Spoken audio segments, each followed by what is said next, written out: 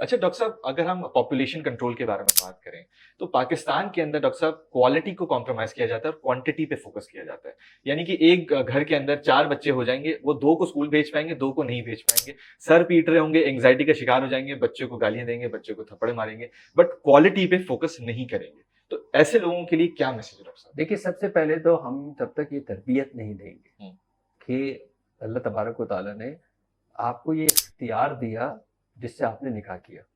نہ گن پوائنٹ پہ یہ نکاح نہیں ہوا ہے، ایسا ہی ہے نا، کمپلشن پہ تو یہ نکاح نہیں ہوا ہے، رائٹ. میاں بیوی کو یہ اختیار تھا، لڑکا اور لڑکی کو اختیار تھا کہ وہ نکاح کے رشتے میں منسلک ہو.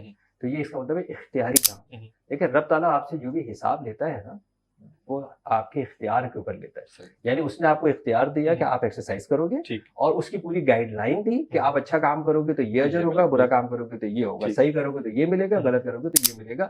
تم رسپانسبل ہو، یعنی اس کا مطلب اس کا رسپانسبل بنایا. دوسری بات یہ ہے کہ اس بچے کو دنیا میں لانے کا اختیار بھی میاں بیوی کو دیا. بالکل. They have to plan. ہمارے یہاں جو سب سے بڑا مسئلہ ہے کہ ہمارے یہاں بچے حادثاتی طور پہ پیدا ہوتے ہیں، پلان پہ پیدا نہیں ہوئے. وہ اس لیے میں آپ کو یہ کہہ رہا ہوں کہ یہ دین کا تقاضا کیوں ہے. مجھ سے کسی نے پوچھا تھا کہ ڈاکٹر صاحب، یہ بچوں کی جو عمر کی تربیت ہے، یہ کون سی عمر میں تربیت شروع ہونی چاہیے؟ ٹھیک ہے، یہ انہوں نے مجھ سے سوال پوچھا کہ ماں باپ کے اوپر کب ذمہ داری ہوتی ہے کہ کب وہ تربیت جو ہے وہ شروع کرے.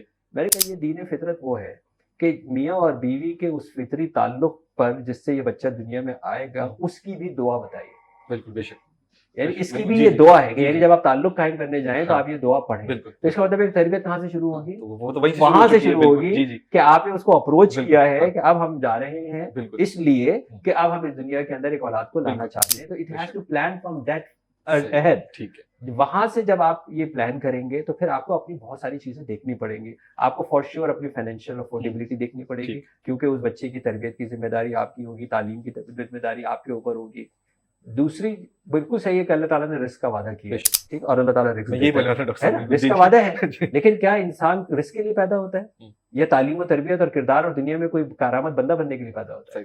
کیا یہاں کھانا کھانے کے لیے پیدا ہوتا ہے؟ وہ تو جانور بھی ایسے کرتے ہیں، تو اس کو بھی گھاس مل جائے گی. تو اگر یہ اس سے کون ڈینائی کرے گا کہ جی اللہ تعالیٰ رزق نہیں دیتا؟ یہ تو 100% ہے. لیکن کیا وہ حیوانوں کی زندگی گزارتے ہوئے، لوٹ مار کرتے ہوئے اور وہ خوراک کھا کے وہ انسان ہم اس کو بنانا چاہیں گے، یا اشرف المخلوقات اس لیے بنایا کہ اس کائنات کو ایک بہترین بنائے گا؟ تو اس کے لیے تو اللہ نے کوئی وعدہ نہیں کیا.